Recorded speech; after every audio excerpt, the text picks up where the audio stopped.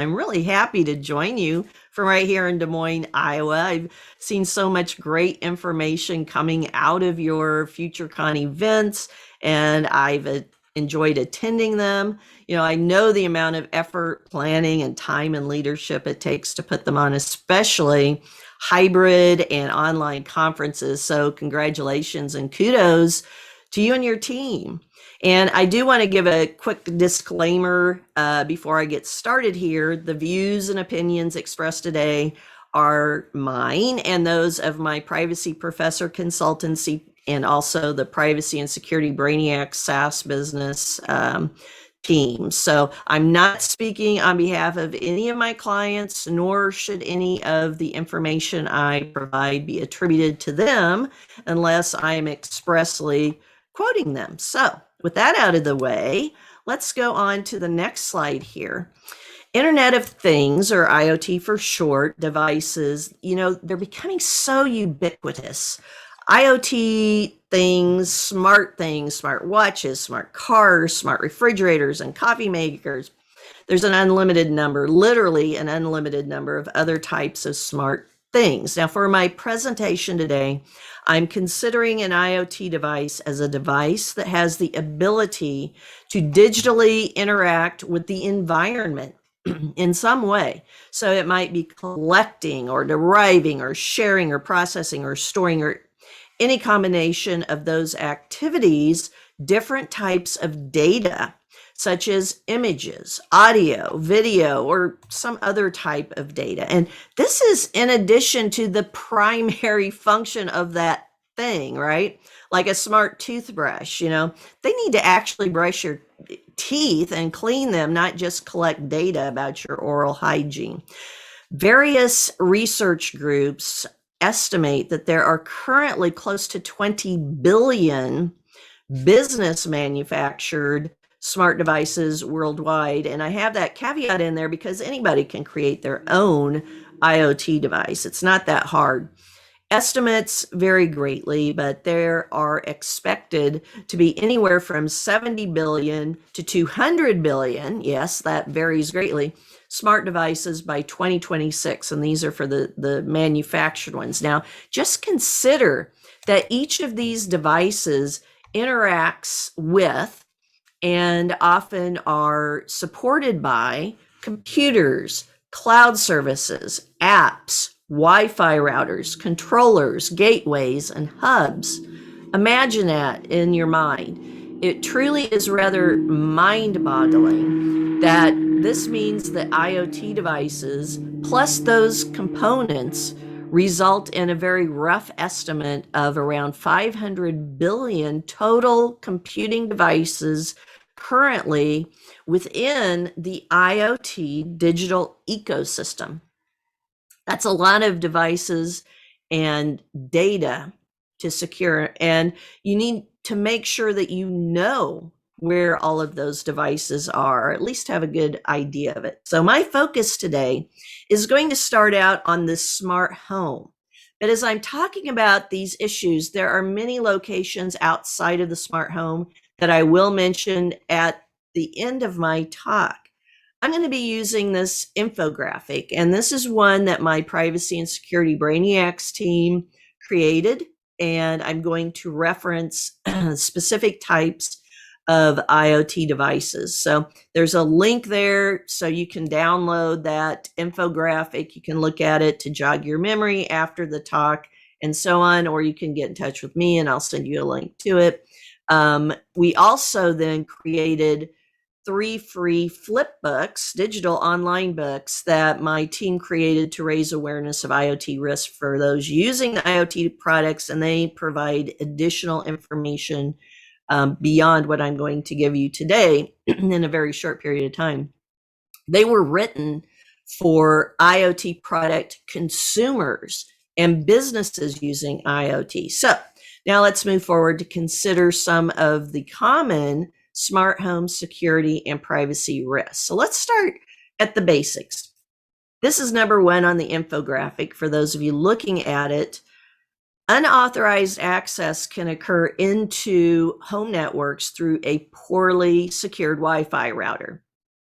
You should know that. I'm sure all of you do. But also, it can occur through the IoT devices that are attached to that Wi-Fi network. And after getting into a home network, cyber crooks and hackers, snoopy neighbors, or those that happen to be in the vicinity, malicious IoT botnets, an unlimited number of entities may access the data in the computers and the IoT devices. They can go into other networks that connect to the home network, such as your employer networks if you're working from home, banks if you bank from your Wi-Fi network, online sites, and so on. And when they do that, just think about the fact that they can take that pathway to steal data, load malware and spyware, make modifications, track your activities and whereabouts, and do a really wide range of other nasty activities if there is insufficient security. There's been a lot of research done along these lines. In fact, one research group did a test that I thought was very interesting. They set up a smart home using the defaults that came on the Wi-Fi router and a wide range of IoT devices, and they wanted to see how many hacking attempts would be made against the smart home network after it went online. In the first week after going online, more than 12,000 hacking attempts had been made. Many of the attempts were successful, including stealing data and planting botnets and malware. Some Wi-Fi router and network security must-haves are listed here on the screen. I'll quickly go through them. Some of these should seem very familiar to you, but you need to use strong authentication to the Wi-Fi router and the network. Always change the router's default password and service set identifier, or the SSID that came on the device. Never use a system that only requires an email address to gain access. There are a lot of these out there. Use multi-factor authentication whenever possible. Use the strongest encryption possible. When you are choosing a router, look at the type of encryption used. Look for no less than WPA2 Advanced Encryption Standard, or AES encryption. Use WPA3 where it's available. WEP and plain old WPA with no number at all, they are not strong. Do not get routers who have those. They're too weak to use. Enable automatic software, firmware, and security updates from the manufacturer. Sign up for these when installing your product, or go to your manufacturer's website if you forgot to do that, or call their customer service number. Use a firewall. Now, most new routers have firewalls built in, but to add more security, it is a good idea to add an additional firewall to the smart home network. And if you're using a good one and you implement it correctly, it will not impact your performance. Also, limit the network availability to the IoT devices that are on the Wi-Fi router that's connected to it on the Wi-Fi network. So how do you do this? Well, here's something very simple to do. Turn the Wi-Fi router off at night when you're away from home, when you're offline during extended periods of time. Turn off the network when you're not in use of it.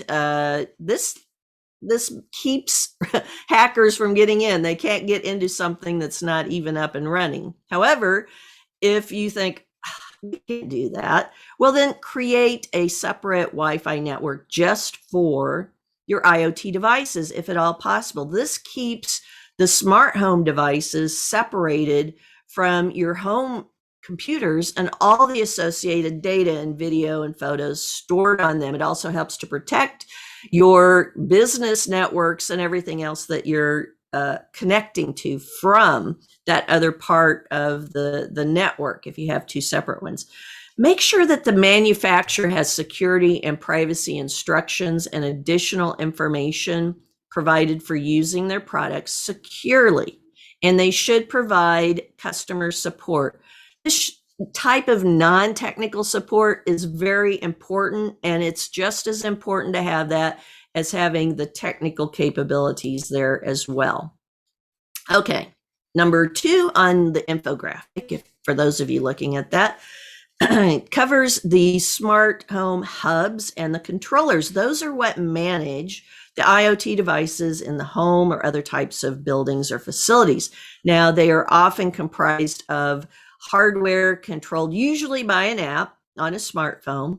However, weak security on hubs and controllers, of course, can make them discoverable by online crooks, which can lead to unauthorized settings changes, surveillance through attached devices, and also may allow for malicious and illegal code to be planted on the smart home network. Many hubs and controllers have poor security. That's just a fact. For example, a research company recently performed tests that showed how easily it was for a popular IoT security system controller, how easy it was for hackers from online to simply get access into it using the email address again. What is it with having only email addresses required to get access to so many different devices? It's just crazy. Well, this then allowed, of course, all the associated IoT devices to be accessed and controlled by the hackers. This has happened multiple times. So you need to make sure that you implement, of course, the same security must-haves that I described for the Wi-Fi routers and networks, but also think about this too. Don't use your public Wi-Fi, like from airports and restaurants, cafes, to access your smart home network. Instead, connect through your phone telecommunications service or some other secured connection. A lot of hacking, a lot of unauthorized access gets in through those types of public networks. Don't use a hub or controller that uses Telnet. There's a lot that do. Look in the device documentation to see if this is used. Telnet has had known security flaws for years. Instead of using products with Telnet, use those that have more secure protocols, such as SSH. See if that's in the device documentation. That device documentation had better give you a lot of details about the security and the components of the IoT product. If it doesn't, I would avoid even getting the IoT product, because that's a red flag right there. Use a hub and a controller that store the data locally, not in a cloud. And I know some of you are thinking, how likely is that? Well, there's a lot out there that do offer this. When you're able to do that, that's good. Cloud services are complex. They typically have a huge number of entities accessing them, supporting them, sharing data with them, taking data from them, processes and devices. There's a lot of already existing privacy and security risks, and I know they can be secured if done appropriately, but when you add the IoT devices within them, that creates new types of risks that then need to be addressed as well. Also, keep your controllers and display screens secured from unauthorized viewing. Require strong authentication to change the settings through that controller. If the screen cannot be hidden and secured through a screensaver type of capability, then keep that controller physically secured. So now let's go on to number 3 on the infographic. Access to smart home devices, controllers, hubs, and other components. They're often made through connections with computing devices, right? That allow the smart home dwellers to gain access to useful reports, to settings, to dashboards, and other types of information about the smart home activities and devices. These connections from computing devices create pathways to IoT devices, to data, and other connected networks. Again, if you're using a network that is attached to your IoT device, that is also connecting to other networks, your business, if you're working from home or working remotely, financial sites, when you're doing online banking, schools for remote learning, and so on, those create pathways if they are not secured appropriately. Poorly secured connections can allow for many security incidents and privacy invasions. So here's just one of thousands of examples. Researchers did a test of 20 apps for some of the most popular smart devices, and they found that that cyber intruders were able to intercept data, modify data, change smart home device settings because of poor security on the apps and on the computing devices that were using them. So security must-haves are shown here. Of course, use your anti-malware, use your firewalls. Sometimes you need to use more, as I mentioned earlier. Those provide additional security. Use VPNs for your computing devices wherever possible. Hopefully, I think probably most of you know those create encrypted transmissions that others who may be on a public network would not be able to easily access. Use strong authentication to your computing devices, multi-factor authentication, and or authenticators like biometrics. Those are things that can help to block attacks. Strongly encrypt the data stored in the device and transmitted to and from the device. Now, let's get on to the actual IoT devices now, which I'm sure some of you are probably thinking, when's she going to get to those? I wanted to talk about those basic components because those impact the IoT devices. But now we're to the IoT devices. Those are many different numbers on that infographic. Let's take a look at them. We want to make sure if you're using an IoT device, you want to have them as beneficial as possible, right? Working as you want them to. You need to make sure that they're secured. So I'm going to focus on some practical security actions that you can take for the many security and privacy incidents that have occurred and will continue to occur when appropriate security is not established. The connections that IoT devices make to smart home networks can and have created pathways many times over the years for cyber crooks, spies, and snoops to get into your network and everything attached to them.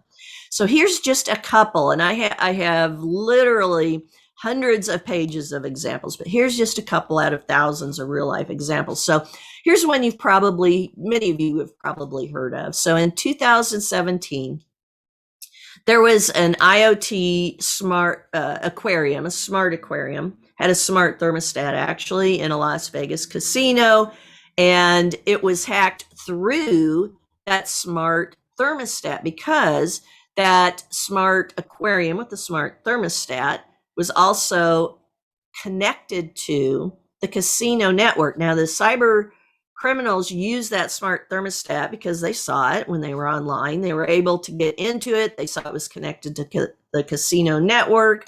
And from the casino network, they were able to get into the casino's computer systems and databases that were attached to the network. They were able to exfiltrate 10 gigabytes of confidential data about the big money gamblers that went to the casino, and they exfiltrated all that data to Finland. Okay, so that was from just an innocent looking smart aquarium. Well, now let's talk about innocent looking smart toilets. Those have been around since at least 2011. In 2013, the MySatis toilet was hacked, and the hackers remotely controlled the flushing, the bidet, the hot air blower, and all the capabilities. Ultimately, get this, because the app, which was one of the basic things that I started out with, that app controlling it used a hard-coded PIN. What was that hard-coded PIN? 0000. Horrible, horrible security. So some of you are probably thinking, yeah, what's the big deal? Well, the big deal is that is connected to other networks, like I told in the background information, right? Now let's fast forward to 2021. The harms that can occur through unsecured smart toilets today are much worse. Why are they much worse? Well, guess what? Smart toilets are now being prescribed by doctors as a type of medical device for patient care in their homes. And it's connecting and getting all sorts of data for cancer patients, for diabetes patients, and for other types of health problems. So those smart toilets now can do so much types of information. It can analyze the deposits within the toilet bowl, in addition to taking photos and videos and audio, and it's often sending all of this via wireless communications stored in clouds and accessible by apps. Access to that information and changes to that health data. Think about what that could do. It could cause incorrect prescriptions. It could cause incorrect healthcare prognoses and other harms, including, of course, what probably a lot of you were thinking about, embarrassment. Why am I talking about smart toilets and smart aquariums? I want to drive home this point, the point that there are millions of smart devices being used that people would never, ever even think about as needing to be secured or even as being security or privacy risks. Smart toothbrushes, smart bras, smart shoes, any other type of smart things. Those are the devices that will be used to cause security incidents and privacy breaches, because those are the devices that often do not have sufficient or even often no security built into them. They seem just too mundane or non-technical to need security. Any type of IoT device needs to be secured based upon the goal and use of the device and the context within which it's used. Consider this: there were twice as many IoT hacking incidents in the first half of 2021 than occurred in the first half of 2020, and they are going to increase. Why are they going to increase? Because cyber criminals are opportunists, and there's more and more IoT devices being used all the time. Hackers are going to enter and steal valuable data and do many other malicious activities to any unprotected network they find, including your smart home network or your employees' smart home network. Every device discoverable on the internet is a possible target. It does not matter if it is a smart home network or if it is the network of a large casino. If it can be found, it can be used by hackers and others for malicious purposes. So a few security must-haves: never, ever, ever use the default passwords that came on the devices. Change that default password. It should be the first thing done before you start using it, right after you take it out of the box and get it booted up. Disable the IoT product capabilities you do not need and those you never use. Check the capability settings occasionally to make sure auto updates did not re-enable the disabled capabilities. Why should you do this? Because you can tell when you find a device online the types of activity going in and out, and if the hackers, the malicious actors, see a certain type of device and they notice that there's some capabilities that are never used, they're going to say, aha, I can probably use that capability myself to do whatever I want to try and get into that device and then into the networks that attach to it. Establish strong security settings, turn on encryption, use multi-factor authentication, enable product updates, change the default settings, plug the devices when not needed. I mean, that is so simple to do. I have an Alexa Echo Show down in my kitchen. I plug it in only when I want to use it. When I'm down there, I keep it unplugged. If it's unplugged, that eliminates that as a risk. Take training provided by the manufacturer for how to securely use the device. If the manufacturer does not offer such training, then request it. They need to provide that so people know how to securely use their devices. Hold the IoT product manufacturers to their privacy and security promises. Read their website privacy notices within their product packaging too. They should have that there. Ask how they enforce their promises. Also, smart home security cameras, door locks, and garage controls, they can be very handy. They provide safety.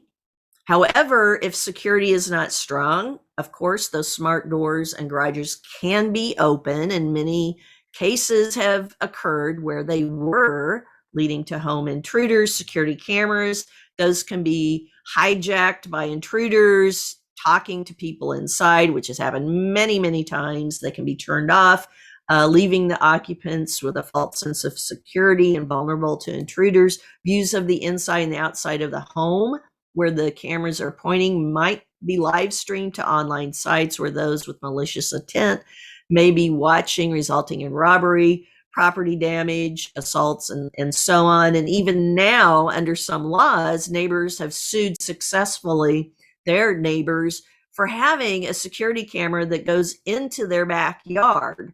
This has occurred over in Europe under GDPR. Many incidents have occurred when smart cameras and entryways are just simply not secured. I mean, again, we could have thousands of examples, but as a couple witnessed a hacker digitally coming into their home through their Google Nest device. The hacker started yelling obscenities at them, which, they could have turned it off, but before they turned it off, so they didn't have to hear that, the hacker had actually raised the setting on the thermostat up to over 90 degrees Fahrenheit. The security must-haves for security cameras and locks are similar to what we discussed previously for other IoT devices. I want to point to disabling the capabilities again. I already indicated that when those capabilities are enabled, but you're not using them, it does attract cyber intruders to use those capabilities because they know that you probably wouldn't notice if that happened. The smart vehicles, those are so cool. And, there's a lot of capabilities that could provide some really beneficial things, but there are also cybersecurity worries to think about along with safety concerns. So I want to provide you with a personal example. In 2016, I was driving a new Wi-Fi enabled smart car, 1,500 miles from Des Moines to the East Coast to take one of my sons to a university visit. And while he was driving, I was doing some research there and back, and I was using the same types of free online tools that hackers and everyone else in the world can use. And I found hundreds of other cars driving around me on the interstate and in parking lots and in buildings close to where I was driving that had open access points to their own Wi-Fi enabled cars and semis, to their laptops and their smartphones inside, and IoT devices such as their fitness trackers. I could see, without even getting into the files, the types of systems they used, the security that was and was not implemented, such as no encryption or the type of encryption if it was used, and many other insights that cyber intruders could have used to actually infiltrate not only the car system, but every smartphone and laptop and IoT device within the car and vicinity. Researchers have already shown how they can remotely apply the brakes of smart cars, take over steering wheels, and even change artificial intelligence within smart cars to do things that are the opposite of what they were supposed to do, like running into people instead of avoiding people. When you're considering purchasing and leasing and renting or writing in your smart vehicles, make sure that security and privacy controls are being used. At a minimum, smart vehicles need to have the listed protections: strong encryption on all transmissions and communications between the vehicle and an outside support device, service, or network. Look at the driver's manuals for this or ask the vehicle agent about this. They should know about that. If they don't know about that, then there's something missing in the training and the awareness there, or there's something missing in the technical capabilities to begin with. Ensure strong vehicle authentication standards are used. Ensure intrusion detection systems are built into the vehicle. A smart vehicle should have those built in. Ensure that software vulnerability and malware detection are also built in. Ask the manufacturer to verify those malware protections. Ensure that security and privacy training and detailed instructions are provided to the consumers purchasing them. Manufacturers should provide extensive training for secure use, privacy protections, and provide information about the built-in security capabilities available to those using their vehicles. Automating and making home utilities such as electric meters and water meters and gas meters as smart as possible. That's a trend that started as far back as 2008. However, there are cybersecurity and privacy risks associated with using smart utilities meters, and that those that are using them really need to know about. So here's just a few examples. Physical attacks can occur that were informed by the data coming from the meters. I led, as Kim mentioned in my intro, I led the NIST Smart Grid Privacy Group for several years, starting in 2009. Read NIST 7628 Volume 2 and also 7628 Volume 2 Rev 1. They're different, but they both have still applicable details and information about how to do that. Cyber attacks and unauthorized access may be made through the meters to devices attached to the smart home network. For example, a hacker that can enter the smart home network through an inadequately secured smart meter could launch attacks to completely cut off the electricity or the water or the gas to the home, to steal data from the network storage locations and so on. And then something to consider is that data from the meters can be used in court cases, and they have been used in court cases. They can also and have been used for business decisions, such as determining casualty insurance premiums or determining how much money you should get on an insurance claim. So security must-haves are making sure you have account management capabilities that exist, allowing the owner or the user to use account identifiers for different individuals to use within the home, or the landlord or whomever is controlling that, but each with specific access capabilities and abilities to restrict access to the meter, to the controls, to monitor usage, to see if there's been successful login attempts, and so on. You need to have strong authentication. Some utilities companies they're still doing this. They still have used only account numbers to access the smart meter accounts and the control panels. In such instances, there have been instances where the account numbers were used to get to the meter data, change it, get into the home owner's Wi-Fi network and the attached devices, and do a really wide range of criminal activities. Use encryption for the stored and transmitted data. That should also be available. And you'll hear me saying that a lot. I'm a strong believer in strong encryption. It should be used. It's one of the best ways you can protect your data. Beyond the smart home IoT security and privacy risks, you must also consider all those connections to the smart home that can use their own networks and IoT devices. These are covered within volumes 5 and 6 of our free IoT flipbooks on our Privacy and Security Brainiacs site. So quickly, let's go through and look at some of those. Others in the vicinity. This applies to number 11 on the infographic. So neighbors' devices, drones, mobile surveillance, and so on. There have been many situations where neighbors have used their security cameras to record what the neighbors are doing, and many instances of people actually using drones to spy on others have occurred, and it's still occurring. And simply using tools like I described earlier to spot open access into the neighbors' Wi-Fi networks and IoT devices have happened many times. Plus now with the Amazon sidewalk changes, those possibilities are even more likely. We also have several different icons in the infographic that apply to smart buildings. This is where the risks can dramatically get really complex. Personal IoT devices often interact with other IoT devices, each recording sounds, collecting data from in the vicinity, also images, data from the networks, the photos, videos, other files. Each of these on their own has thousands of IoT devices used or planned to be used. For example, it's projected that let's go to healthcare.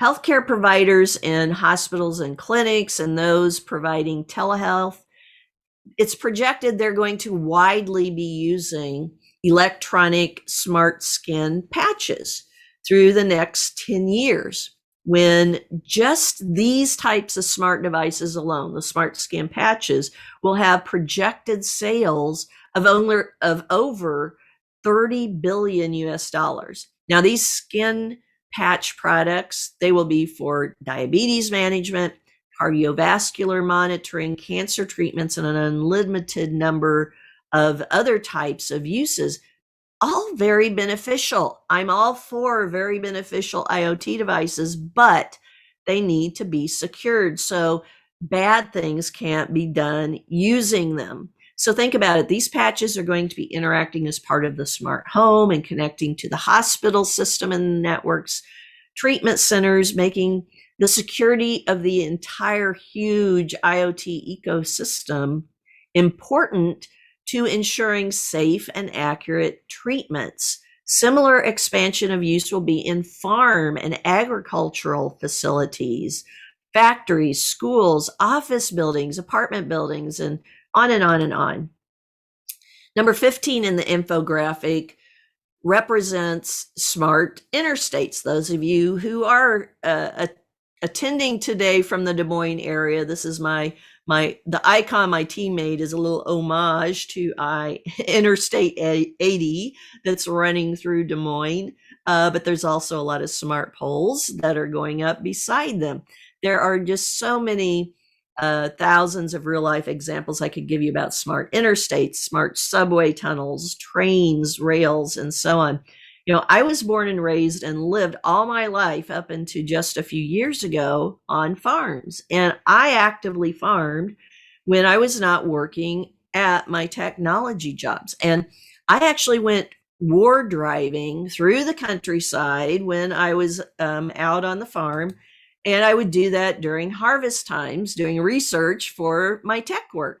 War driving, for those of you who may not be familiar with that, it basically means using tools, and all mine were freely available, to search for nearby open and unsecured Wi-Fi access points. While driving the car, actually, I would set up my laptop and put it in the seat beside me, and it did all the work collecting things on its own. But I would use that to determine the extent of the unsecured networks I would go by. So basically, while I would drive by through the countryside during harvest times, I was able to find the GPS and the harvest controllers unsecured in the tractors where they had been implemented, in the combines where they had been implemented, and other types of field equipment. This is as far back as 2001. A lot of people mistakenly don't think that farming is high tech. I can tell you that farmers have been doing much more high tech things for, in many cases, longer than other types of industries, because the gadgets really helped with their farming and could be implemented within a lot of those different types of vehicles and farm implements. A malicious person, if I had been a malicious person, if I had been a mean neighbor who didn't want my neighbor's bean harvest to be as good as what it could be, could have altered the settings and completely destroyed the farmer's harvest. I did security and privacy research and analysis for a smart highway and parts manufacturing business in 2015 to 2016. I found multiple cybersecurity vulnerabilities in just the smart light poles portion of the package that they wanted to sell, such as the ability for skimmers to be unnoticeably inserted into the USB charging ports that they had put into each of the smart poles that were going to be located by the interstate highways every half mile or so. So charging ports, of course, everybody wants a charging port nearby, right? That sounds great. And on the surface, it is great. Everyone loves to have an abundance of charging ports. But what happens when you have unnoticed skimmers that can be put into those charging ports. And let me tell you, if you have a skimmer in one of those charging ports, it's the average person can't even tell it, and even a tech person often can't tell it's in there unless they actually get in there and know what they're actually looking for. It would allow the devices charging using those ports to be infected with malware, have data stolen from the devices and other malicious actions, and then to spread malware to the IoT devices in the smart homes when the infected charged devices subsequently were connected there. So there's a lot of cool things going on with smart roads and travel. You got to watch out for hackers too. Number 16 in the infographic really emphasizes the ease of hacking from anywhere in the world into the IoT devices. Many tools, most of which are free, such as Shodan. And I think probably a lot of you have heard of Shodan, and you know that they can allow for intrusions by the information they give into open IoT devices anywhere in the world. I've shown clients how easy it is to use Shodan and the tools similar to it to pinpoint the locations of open IoT devices and then determine, using free tools, the systems, those with no encryption, no authentication, weak passwords, and other vulnerabilities. It makes it very important for every person using an IoT device to make sure that they have implemented security to protect their smart home network and their privacy. Number 19 in the graphic. If you've been in information security any amount of time at all, you know that disposal of tech is a long time problem. Disposing of or selling devices, IoT devices and products without first removing all the data, files, and software from them. If you stop using an IoT device, completely remove all the data and the apps and the software from the device, from the cloud, from the controllers in the hub. Make sure that you get rid of all that, even if you're throwing it in the garbage. Especially if you throw it in the garbage. The crooks love finding those devices in the dumpsters or in the trash cans, even going out to the city and county garbage dumps. Make sure that you have secure disposal. Number 20 in the infographic, call centers, customer support, maintenance, and other third parties. This is a huge concern. I was an expert witness in a case where lack of identity verification for the IoT device controller and app access resulted in a woman being assaulted by the stalker that she was hiding from in a hotel. She saw, get this, she saw that there was activity in her smart car dashboard and logs. She suspected before the assault, way before the assault occurred, that the stalker was getting into her smart car account, even though she had asked the call center upon 3 separate occasions. She asked them to not allow anyone other than herself access to her smart car information. She even asked them to disable having that information available to anyone. However, they did allow access. I was able to confirm, and I can talk about this because this is not a unique situation. This has happened many other times too, unfortunately. But I was able to confirm through the car and other IoT logs and the controller and the hub logs, along with the customer support phone call recordings that they did give even after the car owner, I heard her on the phone begging them to, during a phone call, to disable her account because she said it. She said she feared for her life. And they still went ahead and gave the stalker access after he used successfully social engineering multiple times to trick them.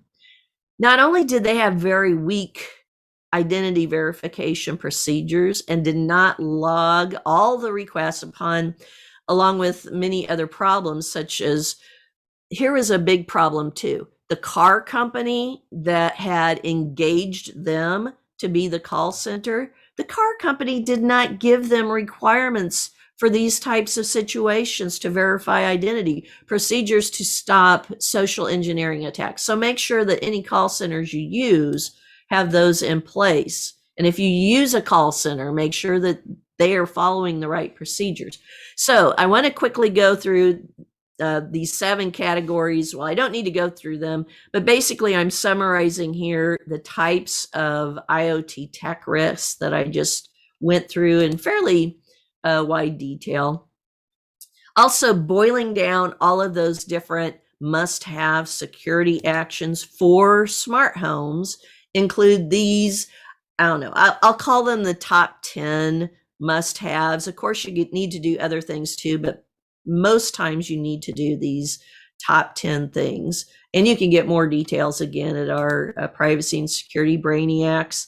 If you want to, again, look at the infographic, I'm providing this again because I figured if I showed this to you at the beginning, you might not realize how often I was going to reference it. So here it is again, if you want to download it and see some of the risks that I do include described out on our site. Also, I have a lot of non-tech industry friends, family members, and folks who listen to my radio show and they subscribe to my monthly tips messages. And they've been asking me questions about security and privacy for a few decades now. And they have often told me, they say, we really appreciate how I explain the issues to them in ways that they can understand. So earlier this year, my Privacy and Security Brainiacs business, we started publishing a series of books called the Cybersecurity for Grandparents and Everyone Else series. And the Q4 edition of this book is about IoT security and privacy. And it's going to contain not just the information I covered today, but also have a whole lot more examples and details and tips and a glossary. So those who aren't from the tech background can understand these terms. And then also several pages to take notes, which people like to take notes so they know what to look for when they go in and are looking for these types of items or giving them as gifts. If you're interested in knowing more about IoT product security, privacy, and related information, here are some resources for you to consider. There's a lot out there. Also, as Kim mentioned, I've been working as part of the IoT cybersecurity team. I have their link on here too. That's kind of from a different perspective, looking at, the manufacturers, what they need to do to build security and privacy into the devices, and also what to do for consumers. And what I've been talking about today is what you as a consumer, even in a business setting, need to do to be proactive and secure those devices. So just remember, when it comes to smart devices, if a device is ever on a network, including your home Wi-Fi network, that becomes a potential pathway to all the data, all the devices, and all the other networks that network attaches to. It becomes a potential pathway within the full IoT product ecosystem. Even an innocent looking fish tank or toilet that is smart needs to be secured to keep the cyber intruders from stealing data, from snooping on you, using it as a pathway, and so on to other things. So it looks like I did leave us about 8 minutes here, 5 to 8 minutes. Here's my contact information, along with a few of my books, the radio show, and I also wanted to include my Chief Security Officer, Jesse the Doberman, who's patiently waiting for me downstairs after I get finished today. I'm happy to take questions in the time that we have available. I'm looking over here in the chat, and I don't know, Kim, if you want me to look at that, or do you have specific questions that you'd like for me to address at this time? I have a few. Okay. So I'll go ahead. It says, Derek said, I'm always concerned for 2 factors: getting hacked via the device. And number 2, unintended sharing of data collected, images, info. How can these be eliminated?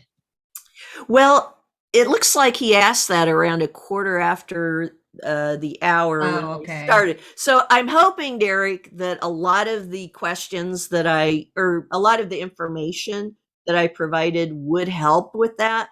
But I do want to again emphasize about how it is very effective to have a separate Wi-Fi network set up for your IoT devices versus everything else that you have on your home network.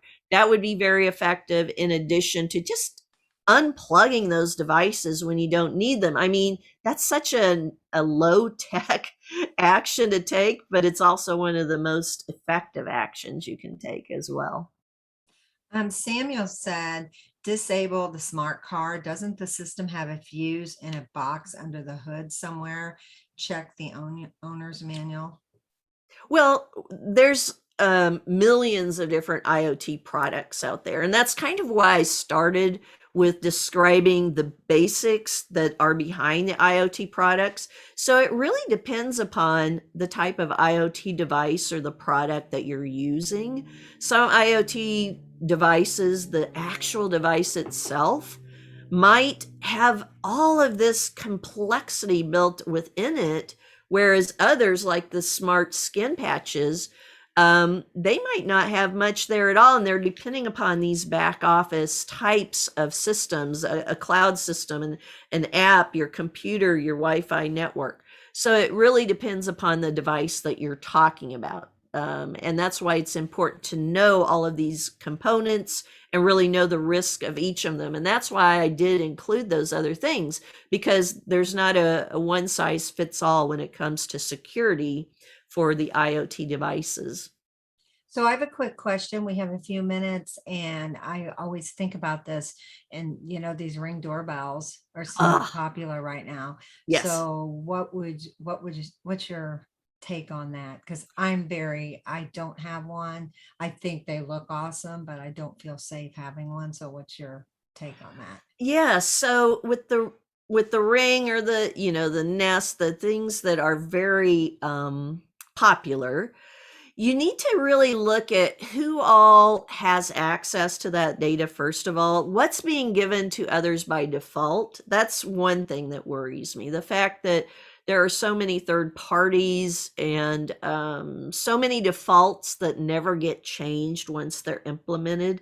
I think if you follow a lot of what I gave as tips, that would help to secure them. But even then, um, my compilation of hacks, and oftentimes it wasn't, I hate to call things hacks when it was just somebody finding an open device online and it didn't even have security in there to begin with. Make sure with those popular devices like that are run by apps on your phone, make sure that you have them set appropriately. And here, this is very important that a lot of people don't think of, and I didn't mention it earlier, but that's a great question, Kim, because when you have a lot of apps on your phone, there, make sure that those apps that you have on your phone are trustworthy, because here's what I found. A lot of people download apps to their phone and then they either forget they did that, or they use it once and say, oh, I don't like it, but they never uninstalled those other apps. If you have apps you've installed and you haven't uninstalled them, oftentimes, especially if they were built to collect data from your phone, you don't want them. A lot of times when people downloaded them, they had to agree to let the app make changes on their phone and so on, or get access to their other apps. Make sure you delete all other apps off of the phone that you're using for your Nest or your Ring controlling uh, device, because you don't want to have all of that access or capability existing in other apps on that phone. I didn't mention that again, but that's an important thing to do. Hopefully I described that succinctly enough, but yeah, get rid of your access apps you never use. Okay, well, that is great. We are down to a few minutes. Rebecca, what's the best way for people to get a hold of you if they have any questions in the Sure. future? Yes, go out to privacysecuritybrainiacs.com. We have an an email address that my full team gets copies of. It's info@privacysecuritybrainiacs.com.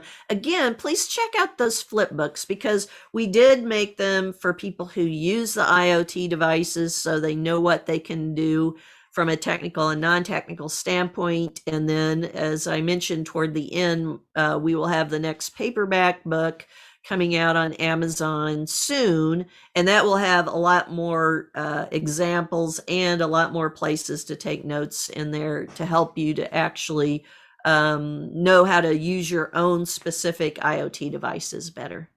Okay. Well, thank you again. Rebecca has been our keynote speaker in the past. It's always a pleasure to have her. So thanks so much, Rebecca, for being here today, and have a happy holidays and stay safe and secure and keep up all your hard work. Thanks Thank so you much, so much, Rebecca. Kim.